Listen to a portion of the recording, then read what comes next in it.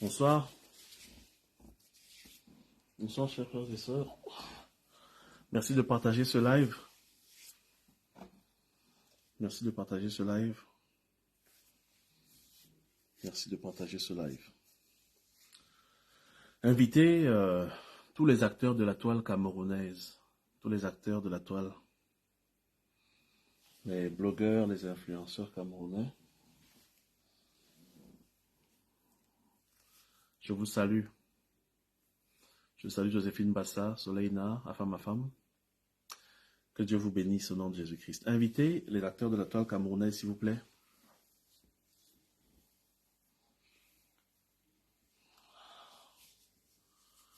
Ah ok, d'accord, Léon. Les jours de direct, c'est les vendredis soir et samedi soir. Cette sortie est assez exceptionnelle. Je me devais de la faire. Donc, s'il vous plaît, tous les Camerounais qui sont là, invitez les acteurs de la toile camerounaise. Invitez, s'il vous plaît, les Fleurs de Lille, les Compressors, les Antoine Bachot. Antoine Bachot qui m'a publié aujourd'hui. Invitez le pasteur supérieur des Komamougou. Invitez la Lionne, invitez tous ces gens. Je ressors les... Mais qu'est-ce qui se passe? Vous ne me voyez pas? On dirait qu'elle a été attaquée.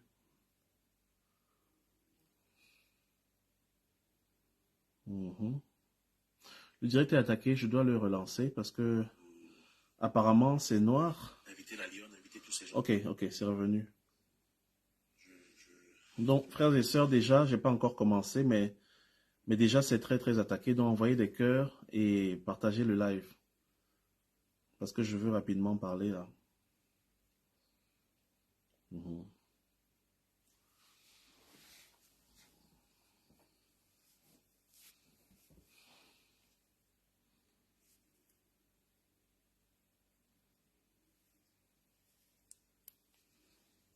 C'est chaud.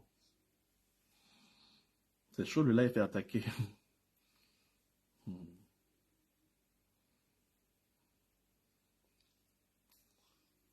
Ouais.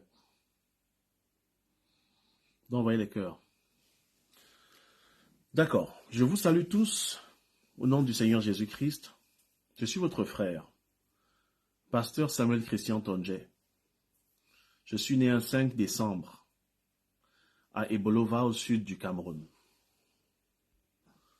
Et donc je suis de nationalité camerounaise. Je veux me présenter rapidement ce soir afin que vous sachiez que la personne qui vous parle, c'est un humain qui vous parle. C'est un humain qui a une vie normale. Beaucoup de gens me connaissent dans ma vie quand j'étais une jeune personne. J'étais un jeune comme tout le monde et j'ai eu une vie assez turbulente, j'ai eu une vie assez agitée. J'ai connu une jeunesse très agitée et beaucoup ont eu beaucoup de peine à croire quand j'étais devenu pasteur que j'en étais un. Quand j'étais jeune, j'ai fait les arts martiaux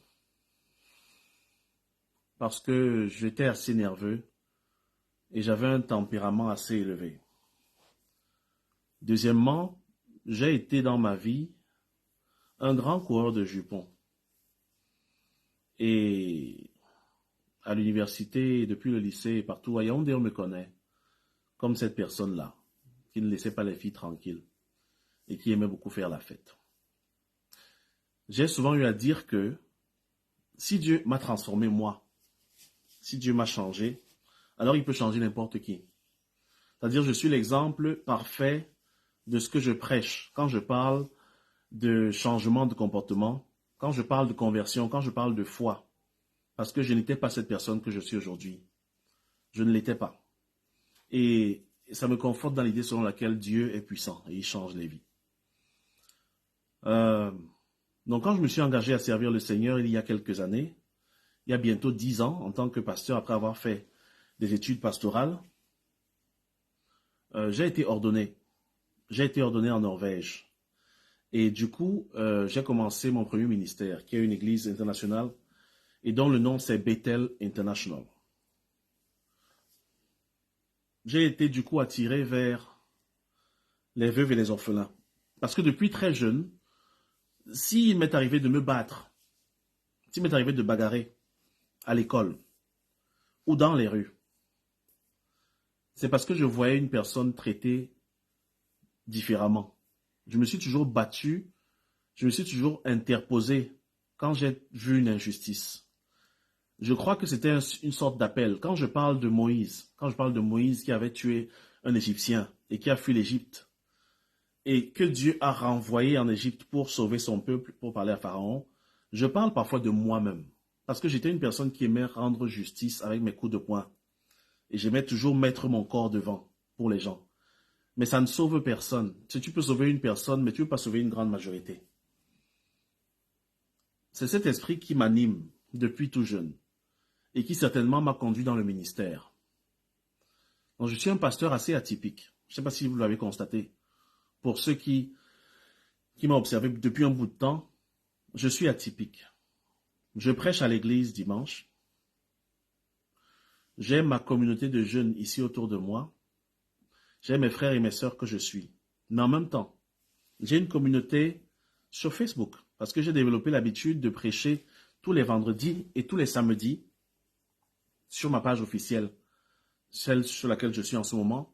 Mais en même temps, je réussis à trouver du temps pour discuter avec des gens qui ont des coups de fil, qui passent des coups de fil, qui ont besoin de prières ou de conseils. Et je suis un très bon conseiller parce que j'écoute beaucoup.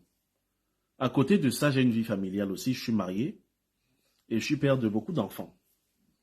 Et ils ne sont pas encore grands, donc on doit s'occuper d'eux. Ils sont encore petits. Donc j'ai une vie assez chargée, assez occupée. C'est la personne qui est devant vous en ce moment qui vous parle. Donc je suis super occupé et tout le temps, à la limite, 24 heures sur 24. J'ai eu à confronter sur la toile des gens qui, prétendant être des prédicateurs et des serviteurs de Dieu, ne prêchaient pas par l'exemple.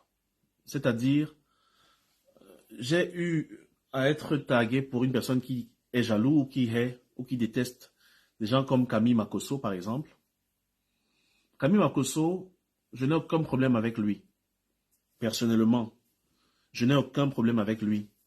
Je l'ai rencontré à Paris en 2021. On s'est serré la main, on a ri. Personnellement, on n'a pas de problème. Le problème que j'ai avec lui, c'est lorsque, disant qu'il est pasteur, il se retrouve à insulter les gens sur la toile. Je n'aime pas voir un pasteur qui insulte les femmes, la nudité des femmes, la pauvreté des gens. Quand tu as quelqu'un pauvre, tu dis sale pauvre, par exemple, parce que toi tu as un peu plus d'argent. C'est en cela que je me dissocie. Quand je mentionne souvent son nom, c'est autour des comportements. Merci d'envoyer des cœurs et de partager ce live. J'aimerais que vous invitiez les acteurs de la toile camerounaise, parce que je dois leur parler ici tout à l'heure. Je dois leur parler. Je veux me présenter d'abord devant vous parce que vous ne me connaissez pas. Vous voyez seulement mes prédications, vous voyez une personne tranquille en train de prêcher tranquillement, mais derrière cette personne qui prêche tranquillement, il y a tout un tas d'histoires. Il y a toute une histoire, il y a une personne physique qui vit une vie physique normale, comme vous. Et souvent, on veut sortir le prédicateur de la personne. On veut sortir, donc on peut te gifler en tant qu'humain. Et quand tu dis aïe, on dit mais tu es un prédicateur. Donc on te frappe et on te fait sortir le prédicateur rapidement. Réagis en prédicateur. On sent la douleur en humain, réagis en prédicateur. Et ça, je veux que vous compreniez l'humain qui est derrière et le background de la personne. J'ai grandi dans une famille chrétienne et par la grâce de Dieu, nous sommes tous en vie et en santé. À côté de toutes ces occupations que je vous raconte, je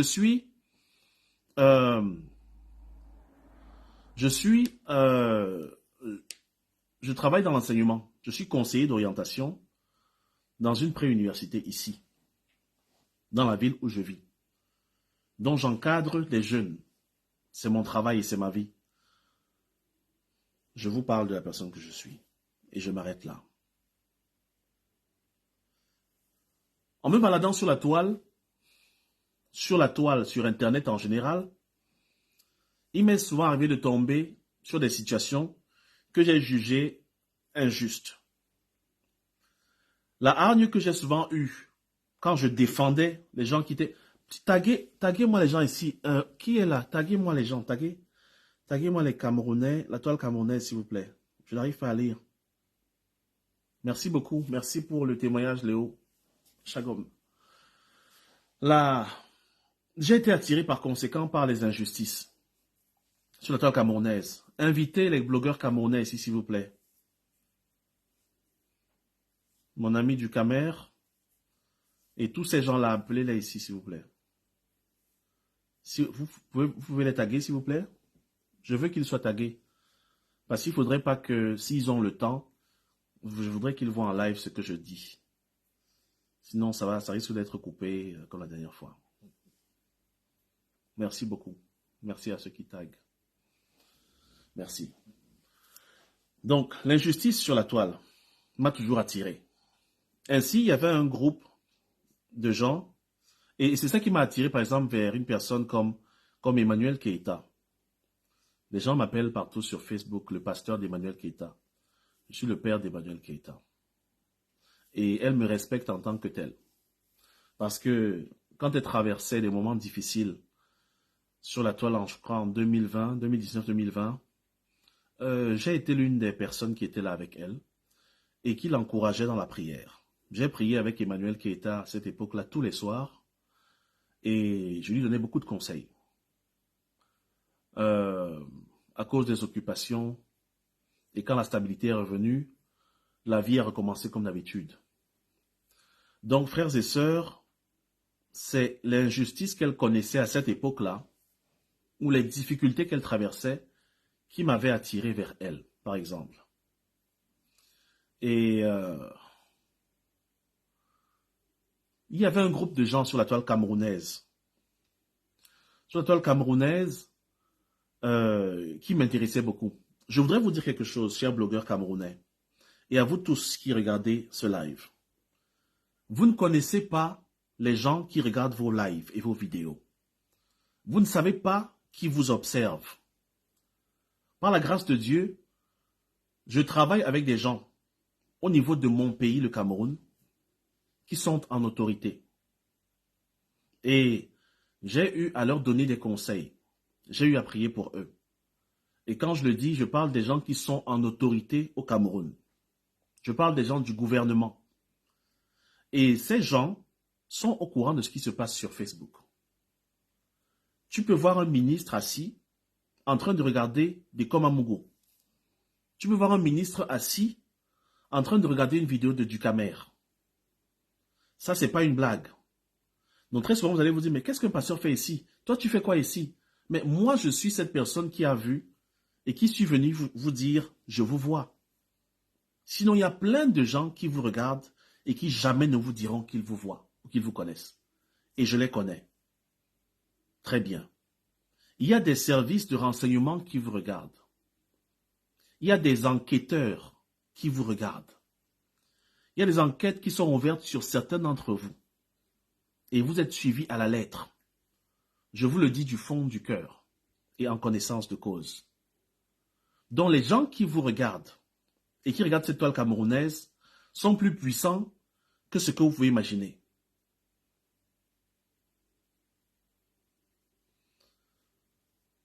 Vous avez vu le cas de Lolo Beauté en Côte d'Ivoire, qui a été arrêtée à son arrivée par les autorités de son pays, alors qu'elle faisait une vidéo simple devant ses followers. Ses followers, c'est-à-dire les gens qui la suivent. Si les gens du gouvernement de l'État de Côte d'Ivoire ont été choqués par cette vidéo, ça veut dire qu'ils l'ont regardée aussi. Donc quand vous voyez une personne comme moi, regardez vos vidéos et venir parfois participer dans vos lives, ne vous dites pas qu'est-ce que tu fais ici, parce que tout le monde est sur les réseaux sociaux. Le commerce, les rencontres, l'amour, la guerre, tout ça se négocie sur les réseaux sociaux. Si tu veux avoir un travail aujourd'hui, On va sur tes réseaux sociaux. Quand tu amènes ton nom, regarde ton CV, on demande, vous avez des réseaux sociaux et tout? Tu dis oui, Instagram, TikTok et tout. On va vérifier tout. Parce que c'est là-bas parfois que les gens se sentent libres d'être eux-mêmes. C'est là-bas qu'ils se sentent libres de parler librement. Quand je sors ici et que j'entre dans les lives, par exemple, où je vois, il y a une jeune fille qui s'appelle Nicole Ketcha. Nicole Ketcha, elle était en train, sur la toile, dans le groupe qui s'appelait l'Église, d'être, entre guillemets, framponnée. Elle était en train d'être framponnée. Et j'ai demandé à entrer dans ce live ce jour-là. Il y avait comme participant le pasteur de Komamougou, qui se fait appeler pasteur sur la toile camerounaise, et on lui reconnaît ce titre-là sur la toile camerounaise. Il y avait Afam, et je crois qu'il y avait D'Angelo Black ce jour-là. J'ai été la 4e personne à entrer. Et quand j'entre, je n'entre pas en tant que profane, j'entre en tant que pasteur, je ne me suis jamais caché. Je n'ai jamais caché mon identité, je n'ai jamais caché qui je suis. Et mon historique sur Facebook, les gens le connaissent. J'ai demandé à mes frères, frères, est-ce que vous pouvez laisser ces femmes un peu tranquilles, dans la mesure où on ne sait pas ce qu'elles ont traversé. J'avais dit, n'appelez plus cette fille Isakam. C'est une fille normale, c'est une compatriote, et on ne sait pas ce qu'elle a traversé. Ne l'appelez plus comme ça. Et j'avais dit Compressor, parce qu'elle avait aussi un nom. Je leur ai dit, j'ai rencontré cette femme à Paris il y a quelque temps. Compressor, et on s'est parlé, et j'ai prié pour elle, la tenant, je tenais ses mains. Je tenais ses mains et j'ai prié pour elle. Et je l'ai encouragée, je l'ai regardée dans les yeux. J'avais vu Compressor, elle était assise à ma droite, sur une table d'honneur, à une cérémonie qu'elle va organiser, Nadège. Thème parfait by Nadège. Donc j'avais vu cette femme ce jour-là, et elle m'avait parlé du fond du cœur. Elle s'était confessée, et elle m'a dit des choses que je ne peux jamais vous répéter. Dans sa confession, ce jour-là, alors qu'on venait de se rencontrer. Et moi, j'ai vu le cœur de Compressor ce jour-là. Donc quand je monte dans le live de Dekomamougou, c'était pour dire, n'insultez pas ces femmes. C'était en connaissance de cause. Ce n'était pas pour faire le Congossa. Ce n'était pas pour faire le Japap. C'est parce que j'ai causé avec cette femme. Et parce que je connais des gens comme Nicole Ketcha. Peut-être qu'ils peuvent traverser des moments sérieusement difficiles. Ne les insultez pas. Je l'ai dit. J'ai aussi souvent pris la parole pour parler de Fleur de Lys. Et j'avais parlé de Fleur de Lys dans un contexte bien particulier, alors que, à cette époque, il y a une blogueuse camerounaise qui s'appelle Coco. Fleur de Lys avait demandé qu'on arrache ses enfants. Elle avait fait ce qu'on appelle, elle avait lancé une attaque. Il fallait que l'État arrache les enfants de cette femme. Et moi, ça m'a touché particulièrement. Et j'avais dit, alors que j'étais dans le live je crois, de notre blogueur, qui est d'ailleurs un très vieil ami, qui s'appelle Ducamer. Ducamer et moi, on se connaît depuis près de 10 ans. Depuis près de 10 ans. Mais je ne monte pas sur ces lives tout le temps. Pourtant, on se connaît bien. On a les numéros de téléphone l'un de l'autre. J'étais monté dans son direct ce jour-là encore. Parce que je voyais les enfants d'une femme, d'une compatriote, attaqués. Mais mes sorties dans les lives des blogueurs camerounais, c'est pas juste pour taper les divers, faire le Congo, ça non. Je monte souvent quand il y a un problème et quand je vois que ma contribution peut être salutaire, peut aider. Alors, j'ai dit, parlant de cette situation où Fleur de Lys avait demandé qu'on attaque, c'est-à-dire qu'on enlève les enfants, j'avais dit,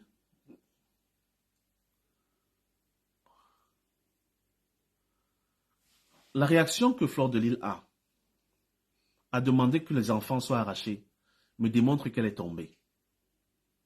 C'est la dernière option qui soit, quand une personne demande qu'on s'attaque aux enfants. Donc j'avais dit, Fleur de Lys est tombée. C'était basé sur ce fait qu'elle avait demandé qu'on arrache les enfants d'une femme. Je ne connais pas la femme. Je ne connais pas Coco. Je ne connais pas Fleur de Lys. Je ne connais pas ces gens, mais je sais que les enfants, c'est quelque chose d'assez particulier. Je m'occupe des orphelins. Je m'occupe des enfants orphelins. C'est-à-dire mon ministère est tourné vers les orphelins et vers les veuves.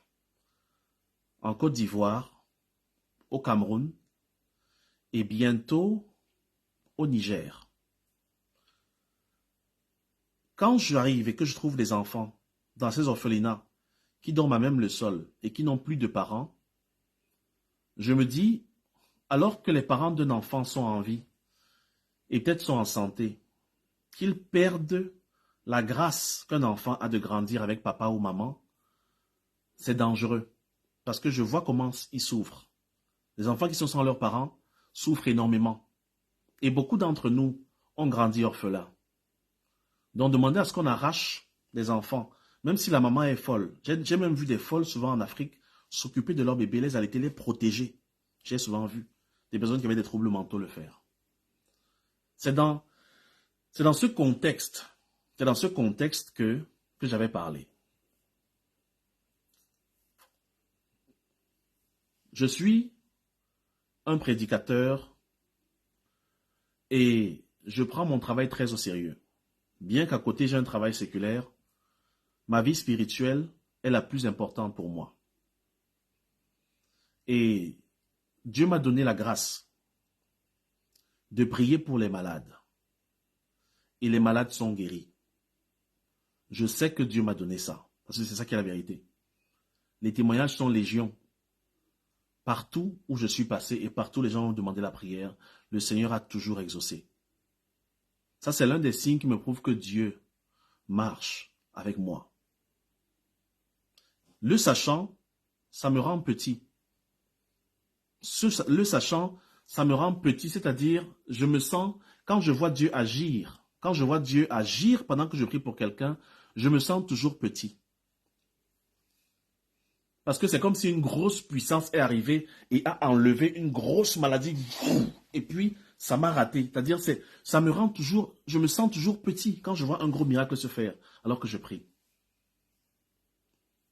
J'ai par conséquent développé la prédication sur la toile et les enseignements. Le fait que les gens guérissent quand je prie pour eux me rend petit, mais en même temps, ça me rend humble. Je ne me vante pas. Je ne me vante pas d'être le pasteur qui fait le plus de miracles. Quand je prie pour quelqu'un, il guérit. Je ne me vante pas de ça. Au contraire, ça me rend terriblement humble parce que je me dis, Dieu me fait grâce de venir quand je l'invoque, quand je l'invite. C'est comme si tu invites un gouverneur, un président, et il vient chez toi. Et il entre dans ta maison. Donc, du coup, tu ne peux pas te vanter. Tu deviens très, très humble.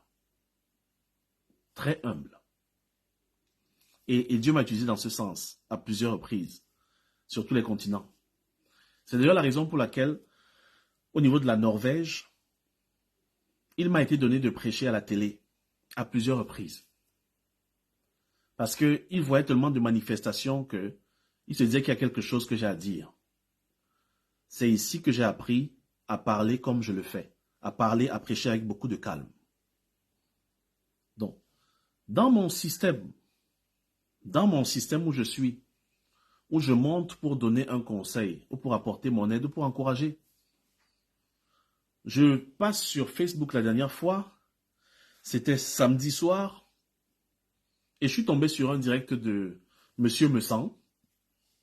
Monsieur Messan qui recevait ce soir-là Nicole Ketcha.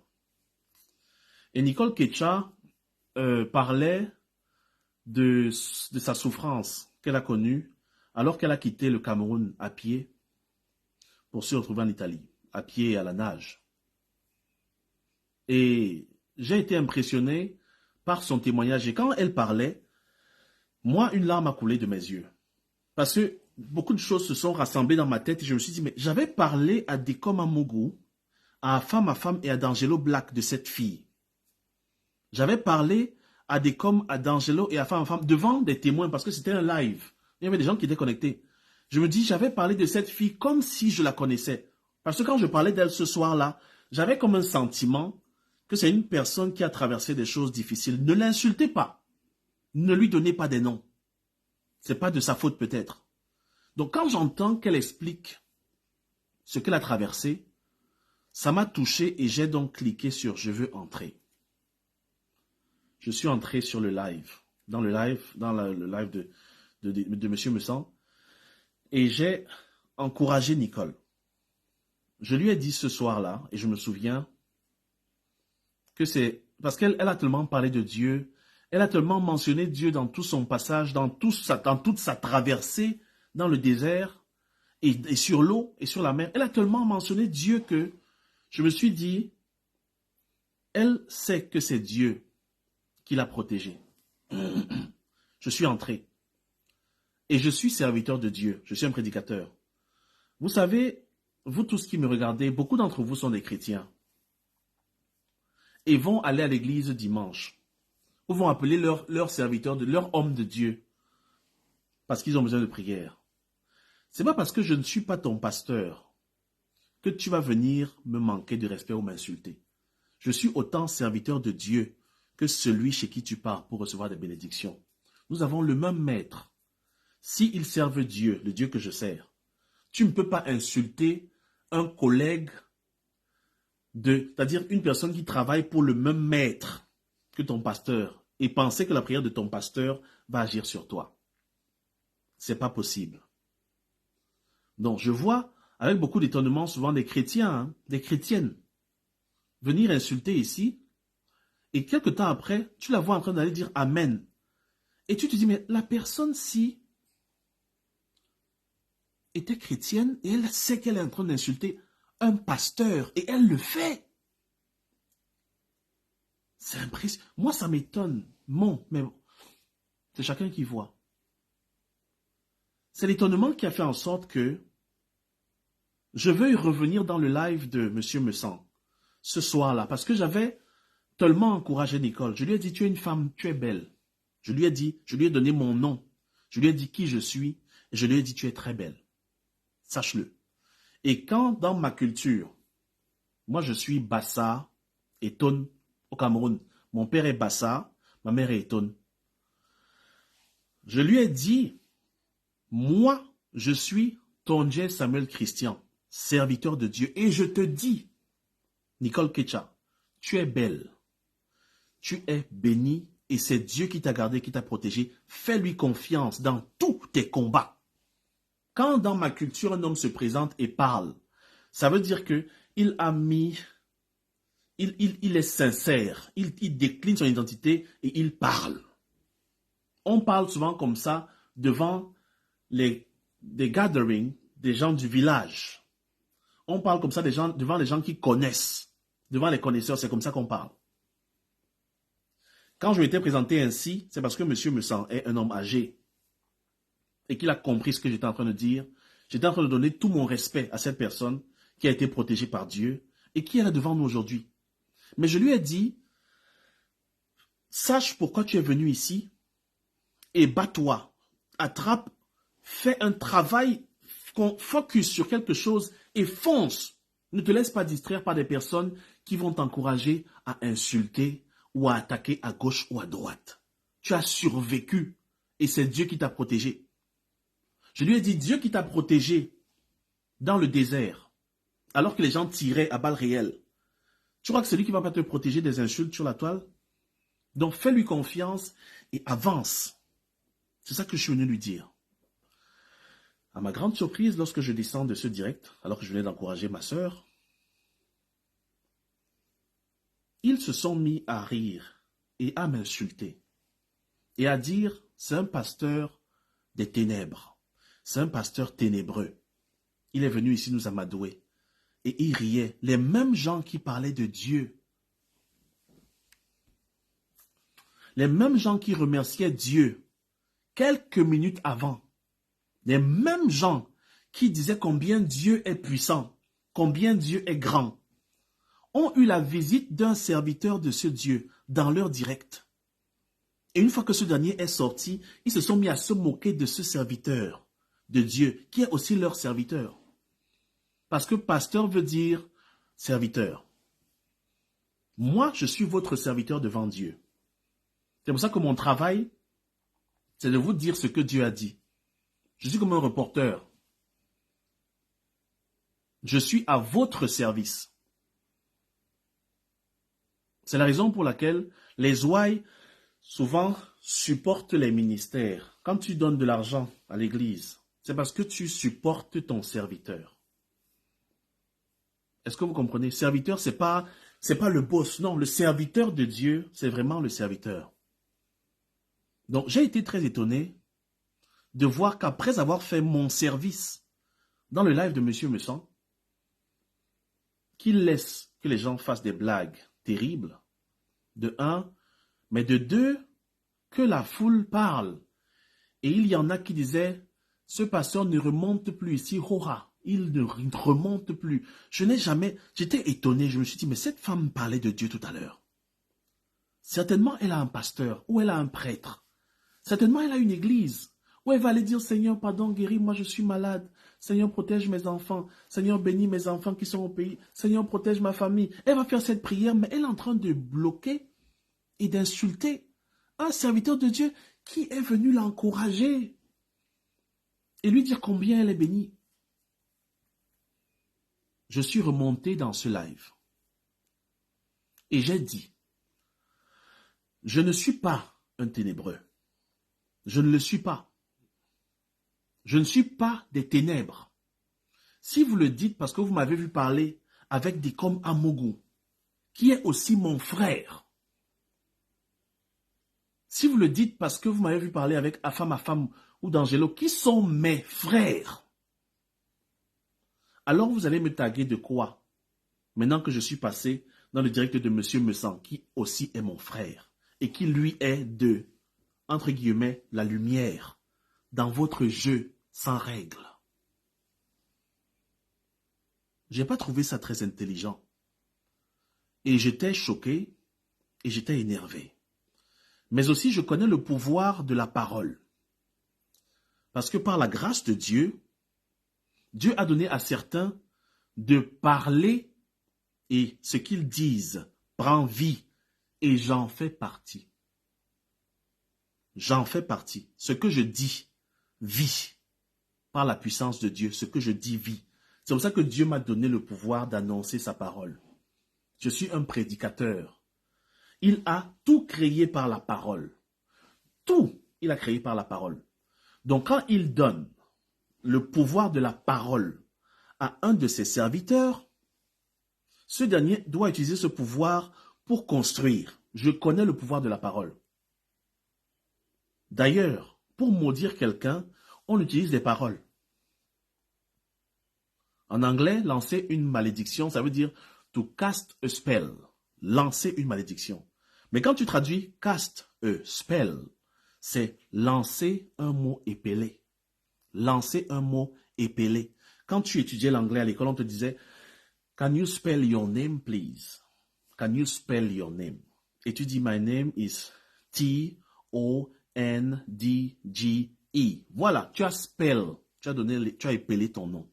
Donc, to cast a spell, c'est lancer un mot qu'on peut épeler. Et c'est ça la sorcellerie.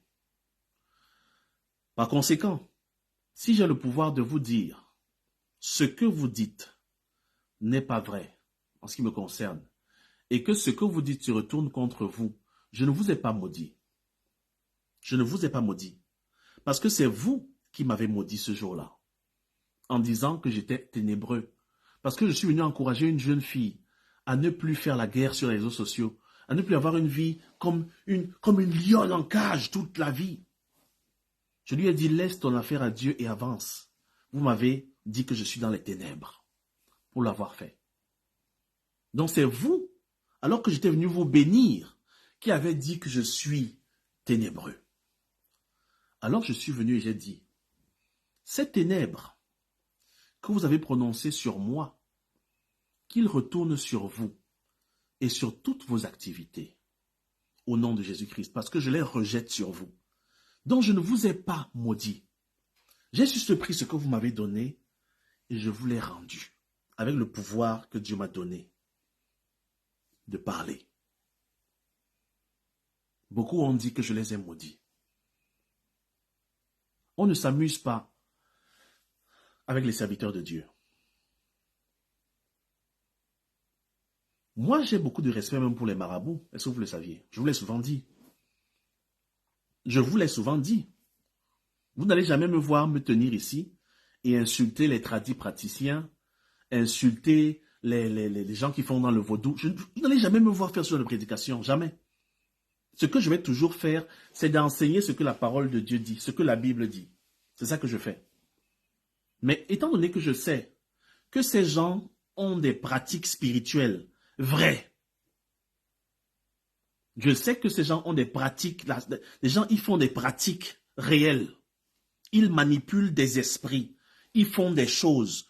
Je ne peux jamais me tenir là, lancer un défi ou insulter un tradit praticien, ou un marabout, ou un charlatan. Jamais. Mais qu'est-ce qui donne donc le courage aux gens de venir s'attaquer à des hommes spirituels qui prêchent le Christ? Moi, je suis un homme spirituel. Je suis un homme spirituel qui prêche la parole de Dieu qui est dans la Bible. Il y a d'autres hommes spirituels qui prêchent la puissance des eaux. Il y a d'autres hommes spirituels qui prêchent les concentrations. Les gens qui font le yoga, les gens qui font l'hindouisme et tous ces gens, ils ont des maîtres spirituels qui les canalisent vers ce qu'ils doivent faire pour atteindre le nirvana, pour atteindre la lumière. Et pour certains d'entre nous, ils ont des gens au village qui leur brûlent les écorces et qui leur lancent les coris au sol. Tous ces gens-là sont des hommes spirituels.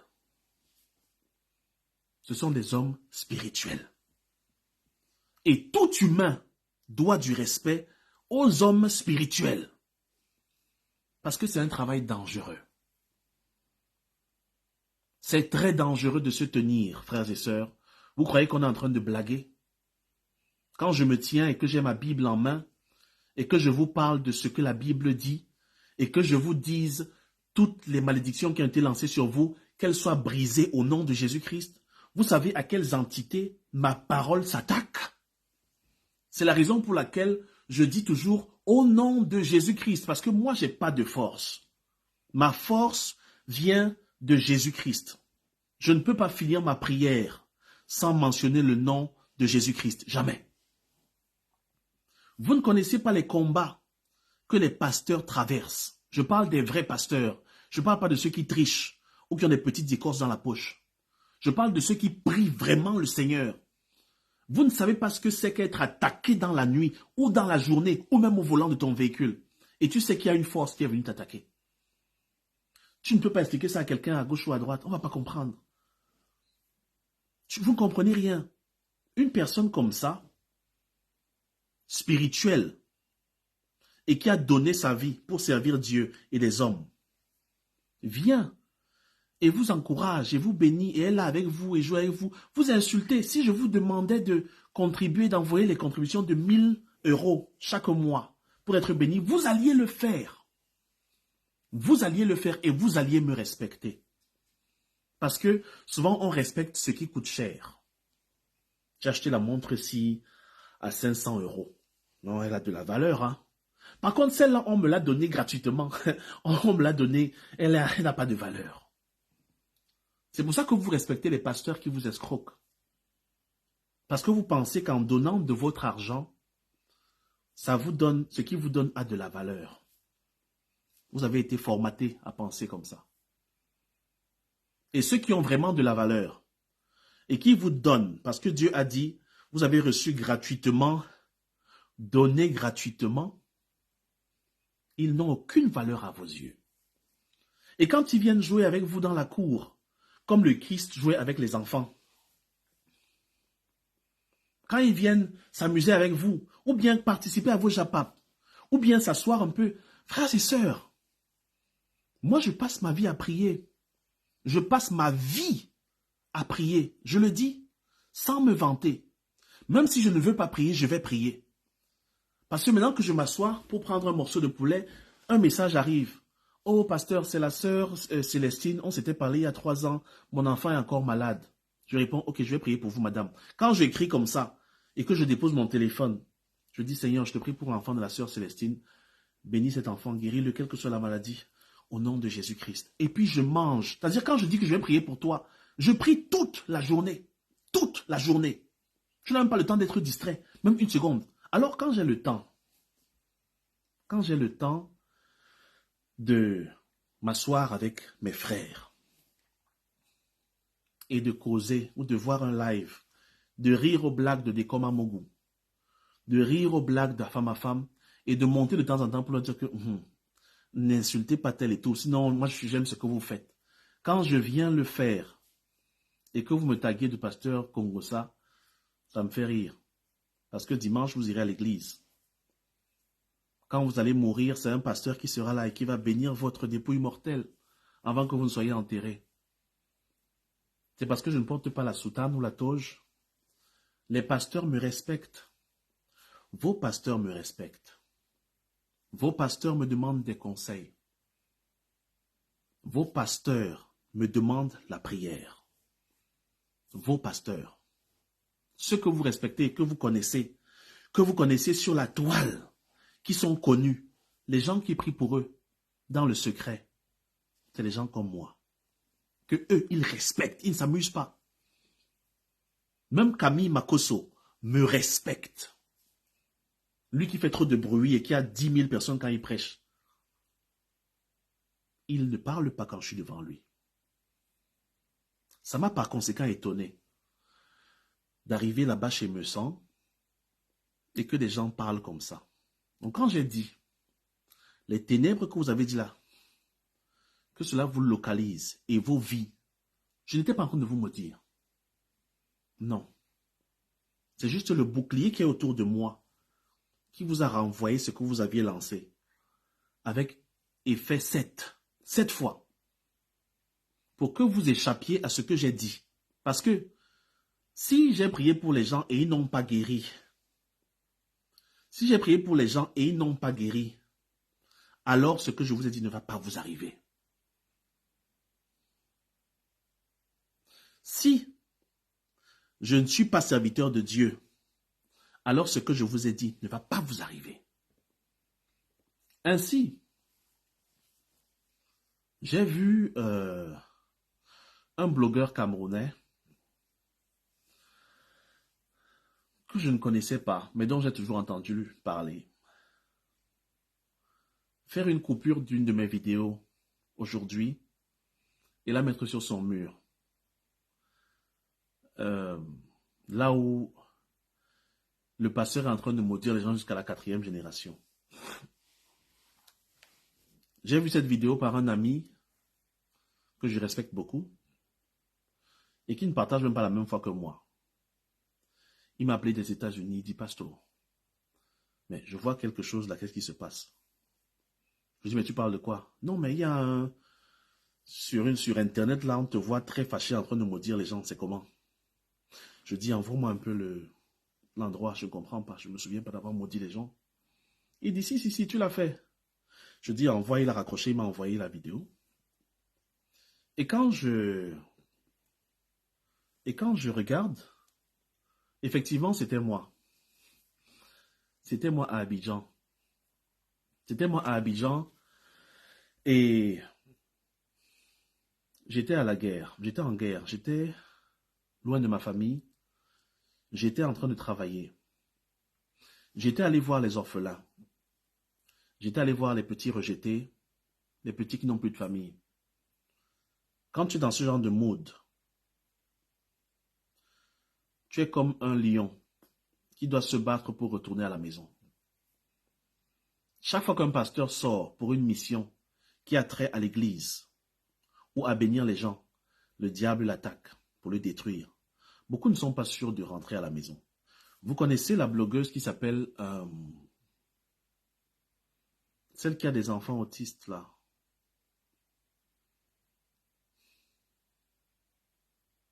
Je veux mentionner son nom. Quelqu'un peut m'écrire son nom s'il vous plaît? La blogueuse camerounaise qui s'occupe des enfants autistes.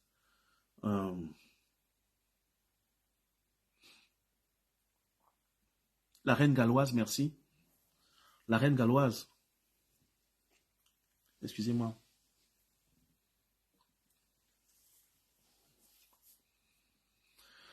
Allez dire à la reine galloise qu'elle a besoin d'une assistance spirituelle dans le travail qu'elle fait. Parce que les gens sont méchants. Les gens sont très méchants. Elle a besoin d'une assistance spirituelle forte. Parce qu'en portant ses enfants que tout le monde rejette, il y a des gens qui voulaient voir ces enfants sans aide jusqu'à leur mort. Et qui sont méchants. Et qui vont tout faire pour que ces enfants restent dans la misère. Alors si toi, reine galloise, tu te prends pour qui? Pour venir faire sourire un enfant dont on avait dit qu'il ne va jamais sourire, toi tu te prends pour qui? Tu sors d'où? Tu es qui pour lui? Alors on te lance des choses pour que cet enfant reste à toujours pleurer. Cet enfant doit toujours rester attaché à ce poteau. Tu te prends pour qui? Voilà les attaques que les pasteurs ont. Quand je prie pour une personne qui a des démons, j'ai souvent entendu des confrontations. Genre, tu te prends pour qui? C'est ma petite fille. Tu entends la voix d'un homme sortir du corps d'une petite fille de 11 ans. Un homme mature te dit, tu te prends pour qui? C'est ma petite fille. Si tu ne sais pas que tu es en prière et que tu es en face d'un vrai démon, alors tu peux être déconcentré et fuir. Donc, c'est ce genre de confrontation. C'est ce genre de confrontation que s'expose la reine galloise quand elle va s'occuper des enfants. C'est pour ça que souvent elle revient avec la peau presque comme si on lui a versé l'eau chaude. Ce qu'elle fait est bien, ce qu'elle fait est juste, mais que Dieu l'assiste et que Dieu la protège. D'ailleurs, j'étais monté dans un live encore où ma femme parlait d'elle. J'étais monté juste pour dire que Dieu bénisse cette femme et que Dieu protège ses enfants et ceux dont elle s'occupe. Si vous me voyez dans le Japap, frères et sœurs, c'est pour faire ce que je vous dis ce soir. Pour apporter cette lumière, pour apporter cette petite contribution-là qui n'existe plus. Parce que la toile camerounaise est remplie d'insultes, de malédictions, de nudité, de mort, de violence. Et on pense que c'est ça la toile. Quand tu viens avec « aimez-vous les uns les autres », pardonnez-vous, ma soeur arrête d'insulter ton autre soeur, ma soeur faut laisser. Quand tu viens avec ce genre de message, on dit « qu'est-ce que tu fais dans le Japap? Qu'est-ce que tu fais sur la toile ?» La toile c'est quoi? La toile c'est l'enfer. Est-ce que la toile c'est l'enfer? La Bible a dit « vous êtes la lumière du monde ».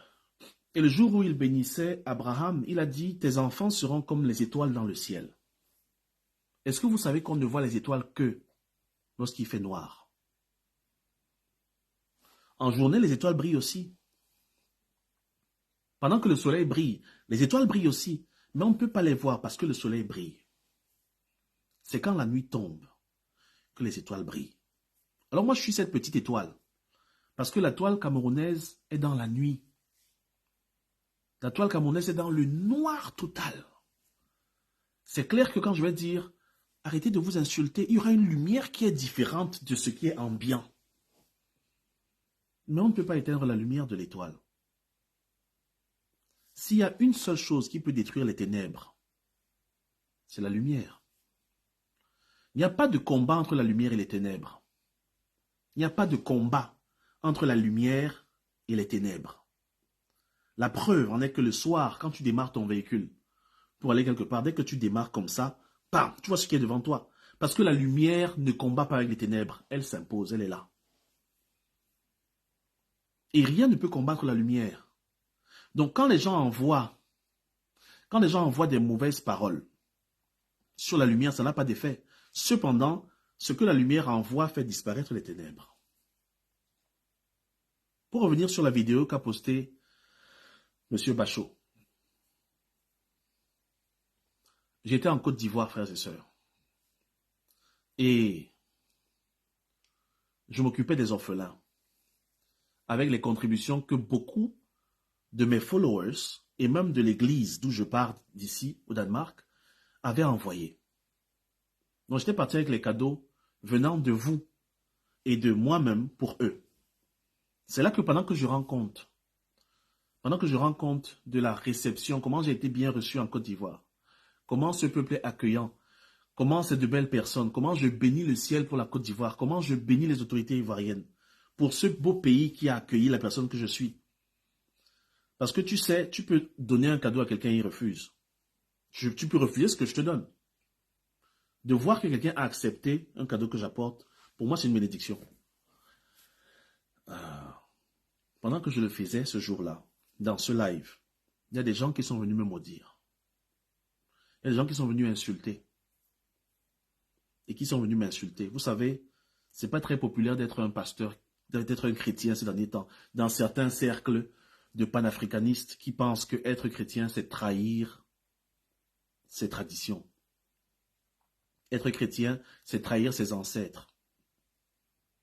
Donc c'est dans ce sens que Satan m'avait insulté ce jour-là.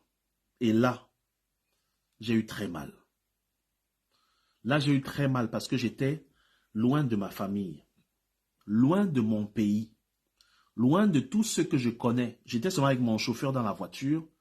Et pendant que je suis en train de rendre compte de comment ça s'est bien passé et tout, quelqu'un me lance les mauvaises paroles. Je suis loin de tout. Et je le fais pourquoi? Parce que je suis serviteur de Dieu. J'ai dit à Dieu, chaque fois que c'est mon anniversaire, Seigneur, je dois être dans un orphelinat. Mon anniversaire, chaque année, c'est le 5 décembre. Chaque 5 décembre, observez, je ne suis pas avec ma famille. Je ne suis pas avec mes amis. Je suis avec les orphelins. Ils bavent sur moi. Ils poustillent sur moi. Ils transpirent sur moi. J'ai dit chaque année, Seigneur, c'est comme ça que je veux célébrer mon anniversaire. C'est dans ça que les gens viennent insulter sur ma page. Et j'ai dit ce jour-là, sur ma page, on n'insulte pas. On n'insulte pas sur ma page. Allez le faire sur les pages où ça se fait. Sur ma page, on ne maudit pas. Ainsi, si quelqu'un vient encore écrire une parole d'insulte ici, ou même insulte quelqu'un sur ma page, cette personne est maudite sur beaucoup de générations. Pourquoi je l'ai dit? Est-ce que j'ai maudit les gens? Je n'ai pas maudit les gens. J'ai seulement établi une parole sur ma page selon laquelle si quelqu'un vient insulter, alors il tombe sous le poids de ces paroles. C'est tout. Je ne suis pas venu vous provoquer chez vous. Je ne suis pas venu vous insulter sur vos pages. Je suis sur ma page. Et ici, c'est seulement les que Dieu te bénisse. C'est le soleil, c'est les fleurs, c'est le bonheur, c'est la beauté. C'est comme ça sur ma page. Il y a des mots que je ne veux pas voir. Quand ces mots sont écrits, la personne ramasse la malédiction et part avec. Pourquoi je le dis? Voilà un pasteur qui maudit et les gens rient de partout. La Bible dit, celui qui bénira Israël sera béni. Et celui qui maudira Israël sera maudit. Même si je ne vous dis pas, ça vous prend. Parce que c'est une loi que Dieu a établie. C'est comme après le jour, c'est la nuit. C'est comme après la nuit, c'est le jour. Dieu a établi ça, même si tu mets des panneaux pour empêcher au soleil de briller, il va briller. Parce que ce sont des lois établies. Donc, même si je ne vous dis pas que si vous maudissez, si vous m'insultez, vous êtes maudit, c'est ça qui est là. Et je le dis parce que moi, je n'insulte pas les gens. Je le dis parce que je ne me suis jamais tenu pour insulter ou pour maudire quelqu'un. Je ne le fais pas. Je donne des conseils tranquillement. Basés sur la parole de Dieu. Basés sur nos valeurs. Basés sur comment on a grandi. Vous comprenez un peu? Donc je n'ai maudit personne, frères et sœurs. Sinon, si quelqu'un veut être maudit, tu viens et tu lances une parole de malédiction sur ma page, et puis c'est tout. La Bible dit, honore ton père et ta mère, et tu vivras heureux et longtemps sur la terre. C'est une loi. Rien ne peut changer ça. Quelqu'un va te dire, moi j'ai honoré ma maman jusqu'à son dernier jour. Elle va te dire ça avec tellement d'assurance, elle va te dire, ma maman m'a béni, mon frère, tu ne peux rien me faire. Ma maman m'a tellement béni que vous ne pouvez rien me faire dans ce village. Rien du tout. Avec beaucoup d'assurance et de calme, parce qu'il y a une loi. Il y a une loi divine qui supporte ces dires. Je n'ai rien dit qui aille à l'encontre de ce que la parole de Dieu dit. Maintenant, allez voir dans la Bible. Chaque fois que vous voyez un serviteur de Dieu proférer des paroles de malédiction dans une situation, c'est quand cette personne a été attaquée sur la base de ce qu'il est. C'est pour ça que le prophète Élie disait souvent, « Si je suis serviteur de Dieu, que le feu tombe du ciel. » Si je suis serviteur de Dieu, donc lui se tient sur ce qu'il est. Tout comme quand une personne veut te maudire au village, si ce n'est pas moi qui ai payé ton école, si ce n'est pas moi qui t'ai donné à manger ici, si ce n'est pas moi qui ai fait ceci, parce que il faut se tenir sur quelque chose. Si ce n'est pas moi, c'est la base. Si je suis serviteur de Dieu, alors que le feu tombe du ciel et vous brûle. Le feu tombait du ciel, pourquoi? Parce que c'était un serviteur de Dieu. C'est tout. C'est des lois. C'est des lois. Je ne connais pas les lois chez les musulmans. Je ne connais pas les lois chez les bouddhistes. Ni chez ceux qui pratiquent ce qu'ils pratiquent. Je ne connais pas les lois d'ailleurs. Mais je connais les lois autour du Dieu que je sers. Il est écrit que Dieu ne change pas. Dieu ne change pas. Si ça a marché hier, ça va marcher aujourd'hui. De la même façon, si tu veux être béni, il faut bénir les serviteurs de Dieu. Ou bien tu te tais. Est-ce qu'il t'a agressé? Est-ce qu'il t'a insulté? Mais s'il t'énerve, passe. Si je t'énerve, quitte mon direct et passe. Si mon visage t'énerve, passe. Je ne vais jamais une autre agresser avec mon visage qui t'énerve. N'est-ce pas? Mais je vous promets que plein de gens ramassent des malédictions sans limite sur la toile. Et chaque parole de malédiction lancée agit d'abord dans la vie de celui qui maudit. Oui. Est-ce que c'était nécessaire que tu te lèves le matin et que tu ailles te coucher avec encore plus de malédictions que tu n'en as déjà?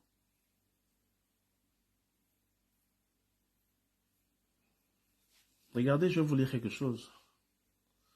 Dans le livre de 1 Roi 17 au verset 1, il est écrit, Élie, le Tishbite, l'un des habitants de Galad, dit à Achab. Ça c'est 1 Roi 17 au verset 1. 1 Roi 17 au verset 1. Élie était prophète. Et le roi était en train de faire beaucoup de mauvaises choses en Israël. Il faisait plein de bêtises. Et il amenait des adorations, il tuait les enfants, il sacrifiait les enfants. Alors, Élie est venu. Il en avait marre de voir tout ce désordre dans Israël. Et il a donc parlé au roi. Et il a dit, « L'Éternel est vivant, le Dieu d'Israël, dont je suis le serviteur. » Je te dis, on se pose toujours sur quelque chose avant de parler. « Il n'y aura ces années ni rosée, ni pluie, sinon à ma parole. » Il n'a pas dit sinon à la parole de Dieu. Ce n'est pas Dieu qui a fermé le ciel pendant 3 ans et 6 mois. C'est Élie. Avec sa parole. Pourquoi? Parce qu'il est serviteur de Dieu. Et que Dieu honore la parole de ses serviteurs. Je ne vous le dis pas pour dire qu'un serviteur de Dieu a le droit de maudire. Non. Un serviteur de Dieu a le droit ou a pour mission de maudire les gens. Non. Mais je vous le dis pour vous dire d'éviter. D'éviter des situations où un homme qui bénit tout le temps est amené à vous dire des mauvaises paroles. Une personne qui ne vous a pas provoqué et qui ne vous connaît même pas et que vous ne connaissez pas. C'est la raison pour laquelle au début de ce live, pour conclure, j'ai voulu me présenter un peu, disant que je suis une personne normale, très occupée, qui s'énerve parfois rapidement. C'est pour ça que j'ai fait un peu d'arts martiaux, j'ai fait la boxe. Ça m'a bien calmé. Ensuite, j'ai cru au Seigneur Jésus-Christ, ça m'a encore calmé. Ensuite, j'ai été à l'école pastorale, ça m'a calmé. Mais après, je suis devenu pasteur et ça m'a alors bien calmé. Parce qu'étant pasteur, tu rencontres tout genre de personnes tous les jours. Et si tu ne fais pas attention, tu vas t'énerver toute la journée. C'est comme ça que j'ai été transformé et changé. Mais je ne voudrais pas, dans mon système, alors que je ne fais que participer comme tout le monde, à un direct, à X, Y ou Z, me faire insulter. Si d'autres acceptent ça, les regarde. Moi, je n'accepte pas ça. Parce que je connais le pouvoir de la parole. Ainsi, il y a un bouclier qui a été établi. Toute parole négative lancée retourne avec 7 fois plus d'effet. C'est ça que je demande souvent à Dieu pour vous, quand je prie pour vous. Quand je prie pour toi. Et que je demande à ce que tout ce qui a été lancé contre toi comme maladie retourne à l'envoyeur. Vous venez souvent me voir pour les back to sender. Please, pastor, back to sender, please. Vous venez souvent me voir. Pourquoi vous venez voir les pasteurs pour les back to sender? Et quand il dit back to sender, ça repart. Ça repart au point où un arbre dans un village peut se fendre en deux comme ça, quand ça revient. Pourquoi vous venez, vous croyez au serviteur de Dieu quand il doit prier pour vous? Et quand il vous donne un conseil, vous vous amusez à rire autour. Donc pour que ce que j'ai dit là sur vous l'autre jour chez Monsieur Messan ne vous prenne pas. Je vais vous demander chacun dans sa chambre de se mettre à genoux et de demander pardon à Dieu. C'est tout. Ne me contactez même pas, ça ne sert à rien. Je suis qui? Mais n'insultez plus les pasteurs ou les serviteurs de Dieu. Même si tu vois un pasteur qui a une église avec 2 membres. Même si tu en vois un qui marche avec les chaussures usées. La veste qui est comme les ailes du cafard. Même si tu vois un pasteur qui ressemble à un fou. Évite. Évite et passe. Évite. Parce que c'est mieux de recevoir des bénédictions. C'est mieux. C'est mieux. Ok? Donc, que Dieu vous bénisse, vous tous les blogueurs camerounais. Mais si j'ai un message à vous donner, parce que je ne sais pas si je vais encore participer à vos choses. Je ne sais pas. Mais si j'ai un message à vous donner, c'est d'éviter,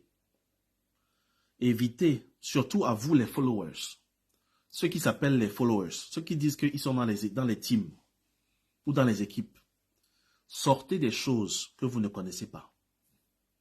Je répète, sortez des choses que vous ne connaissez pas. De peur de vous faire des ennemis par procuration. Beaucoup m'ont insulté ce soir-là. Beaucoup m'ont insulté ce soir-là. Parce qu'ils pensent que je déteste leur, entre guillemets, patronne. Donc ça, c'est une insulte par procuration. C'est-à-dire, tu insultes quelqu'un qui ne t'a rien fait, mais parce que tu marches avec tel, et parce que tu achètes ses problèmes, alors tu t'attaques aux gens, tu vois, aux gens qui ne vont pas dans le même sens. Donc, c'est tellement stupide. Il y a beaucoup de gens qui sont morts comme ça. Regardez en Côte d'Ivoire. Regardez en Côte d'Ivoire ce qui s'est passé. À l'époque de la crise post-électorale en 2011, beaucoup de gens sont morts. Beaucoup de jeunes sont morts parce qu'ils supportaient Laurent Gbagbo. D'autres supportaient Alassane Ouattara. Il y a eu des affrontements, ils sont morts. Ils sont morts terriblement. Quelques années après, Alassane Ouattara et Laurent Gbagbo se retrouvent à Abidjan. Et ils se saluent et se disent, mon frère, ça va mon frère? Imaginez les familles des gens qui sont morts parce qu'ils étaient dans la team Gbagbo, d'autres dans la team Ouattara. Je veux vous dire ceci, vous tous les followers qui êtes dans les teams, les gens qui se font mal dans ces histoires, ce n'est pas les gens que vous suivez. Parce que les gens que vous suivez vivent de vos énergies, positives ou négatives. La toile, c'est un grand marché. La toile est un grand marché, une grosse plateforme où on vend et on achète. Mais beaucoup de gens vendent leur énergie sans le savoir. Ceux qui sont sages les récupèrent.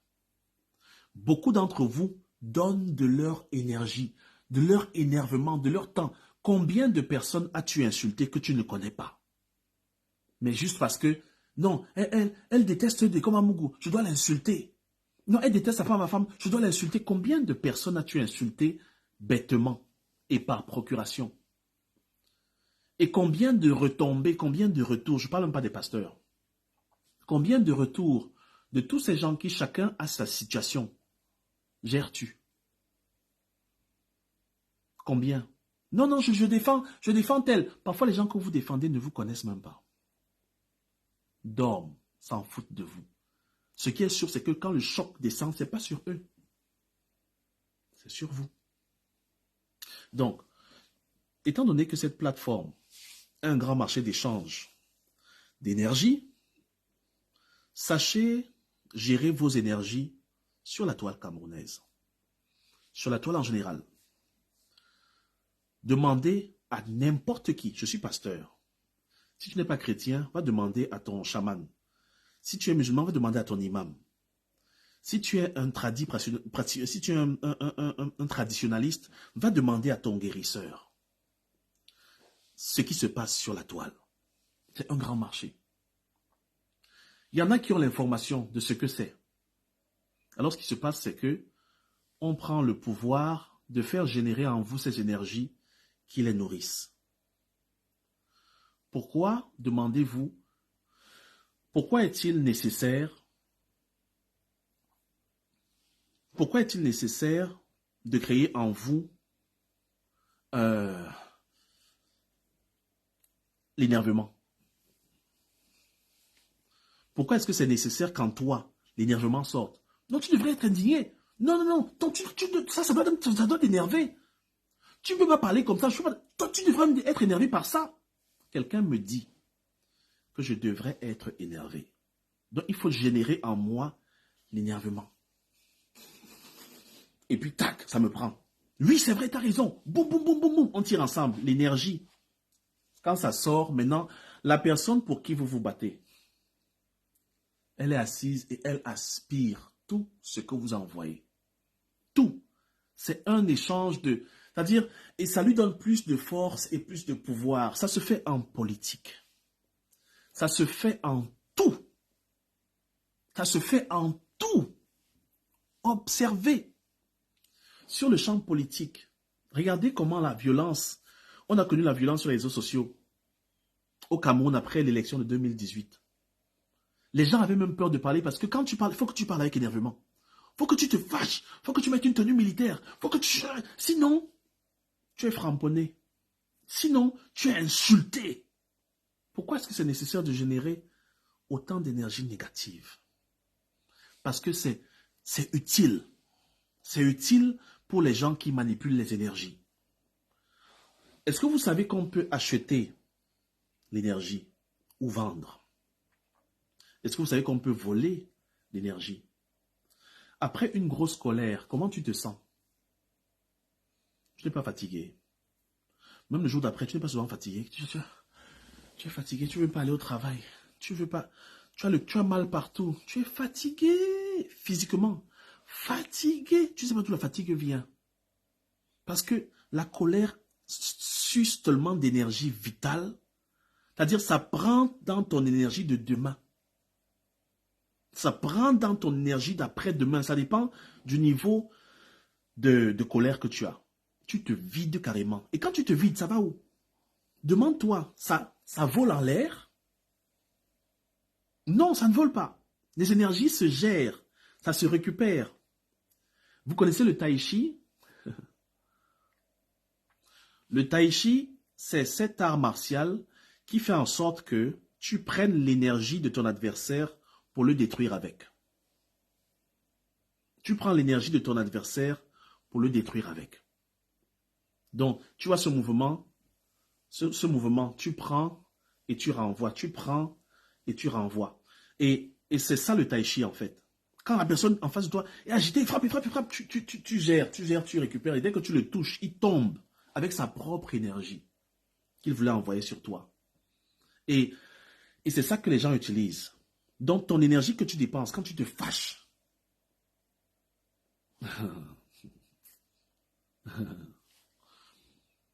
quand tu te fâches, ça aide dans les gens. De la même façon, quand tu bénis les gens, l'énergie qui sort quand tu pries pour les gens, quand tu loues Dieu, quand tu chantes, quand tu aimes, dis-moi comment tu te sens le lendemain. Quand tu as aimé quelqu'un, quand tu as été bien reçu à une fête, quand tu es aimé, ou bien quand tu aimes quelqu'un, comment tu te réveilles le lendemain matin? Plein d'énergie.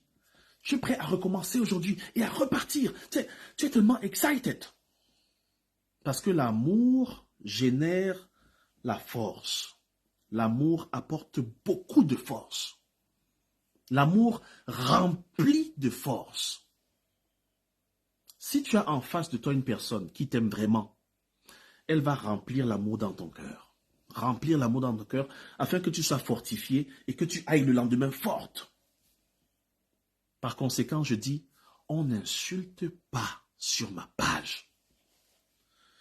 Que ce soit ceux qui me supportent, ceux qui m'aiment bien, ou même ceux qui me détestent, on n'insulte pas. Parce que le résultat de l'insulte, c'est que ça vide les gens de leur énergie. C'est pour ça que je dis, toute personne qui insulte ici est maudite. Je n'ai même pas besoin de le dire. Parce que déjà, tu vas te vider. Déjà, cette action va te vider d'une certaine énergie. Quand tu dis celui qui insulte est maudit, c'est comme si je dis après le jour, c'est la nuit. N'est-ce pas? Donc, entourez-vous de gens qui vont générer en vous l'amour pour que vous soyez fortifiés. Par conséquent, quand tu es dans une équipe où tout le temps, tu dois être en guerre. Tout le temps, tu dois détester. Tout le temps, tu dois aller commenter négativement. Tout le temps.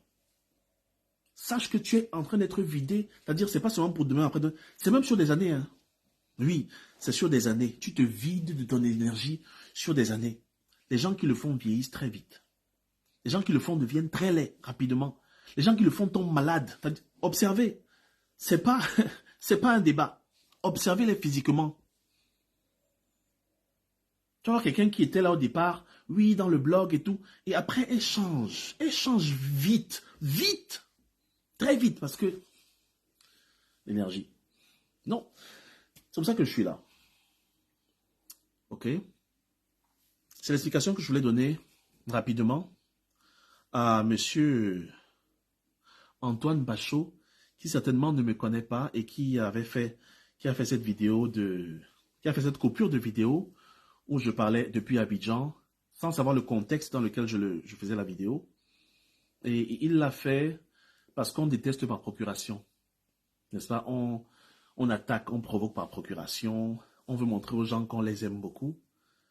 Alors que ça ne sert à rien. Et puis en tant que personne responsable ou d'un certain âge, il y a des choses qu'on ne fait pas quand on veut se faire respecter.